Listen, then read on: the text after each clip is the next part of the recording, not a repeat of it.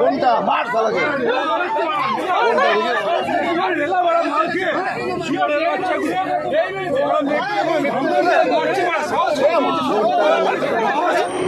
ঘটনাটা হয় যে এটা কলকাতা মেট্রো কবি সুভাষ থেকে দক্ষিণেশ্বর যাওয়ার যে মেট্রোটা তাতে এরকম ঘটনাটা হয়।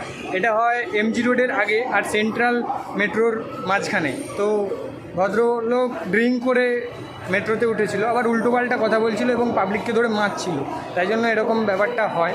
তো এটা খুব বাজে ব্যাপার। তোমরা পুরো ভিডিওটা দেখো শেষ পর্যন্ত, তারপর বলো তোমাদের মতামত কী। বাচ্চাগুলো মাল খেয়েছে, মাতলামা করছে,